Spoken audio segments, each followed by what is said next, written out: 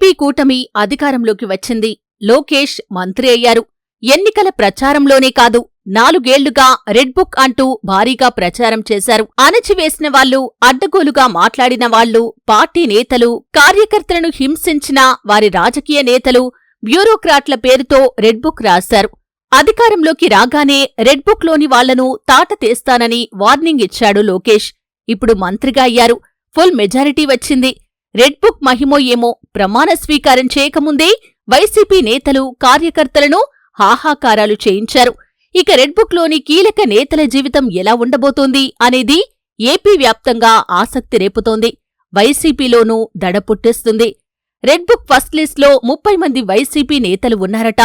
వీరిలో మాజీ ఎమ్మెల్యేలు, మాజీ మంత్రులు, నేతలు, కీలక కార్యకర్తలు ఉన్నారట.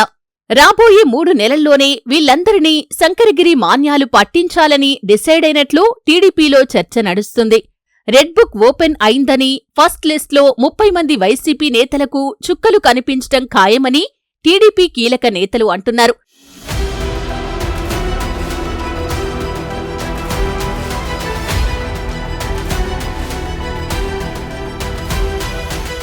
దీంతో వైసీపీ నేతల్లో వణుకు పుడుతుంది.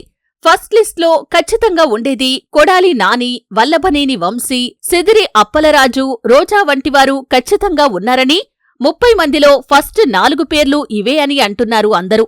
జూన్ నెలలోనే మంచి ముహూర్తం చూసుకుని వేట మొదలవుతుంది అంటున్నారు టీడీపీ నేతలు. ఎట్టి పరిస్థితుల్లోనూ రెడ్ బుక్ లోని పేర్లను వదిలేది లేదని చెబుతున్నారు. టీడీపీ 5 ఏళ్ల అధికారంలో రెడ్ బుక్ మొత్తం కంప్లీట్ చేస్తామని, ఎవరెవరికి ఎలాంటి శిక్షలు ఉంటాయి అనేది త్వరలోనే ఏపీ జనం మొత్తం చూస్తారని, మరోసారి వాళ్లు అలాంటి మాటలు, దాడులు చేయకుండా జీవితాంతం గుర్తుండిపోయే విధంగా నారా లోకేష్ గుణపాఠం చెబుతారని అంటున్నారు TDP leaders. Red book first లిస్ట్లోని 30 మందిలో 5 పేర్లైతే ఫస్ట్ ఫేజ్ కింద దబిడి దిబిడే అంటున్నారు టీడీపీ నేతలు. వాళ్లను వదిలేస్తే టీడీపీ నేతలు, కార్యకర్తల మనోధైర్యం కూడా దెబ్బతింటుందని, అందుకే వదిలే ప్రసక్తి లేదని అంటున్నారు లోకేష్ సన్నిహితులు. కూటమిలో ఉన్నా ఎట్టి పరిస్థితుల్లోనూ గుణపాఠం చెప్పి తీరతామంటున్నారు. దీనికి కారణం కూడా లేకపోలేదు. కూటమిలో ఉన్న టీడీపీకి సొంతంగా 135 సీట్లలో మెజారిటీ ఉంది. So Lokesh operation red book అనేది స్టార్ట్ కావటానికి ఎంతో సమయం లేదు.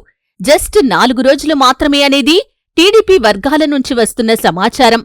వైసీపీ నేతల్లారా, గుండెలు గట్టిగా చేసుకోండి.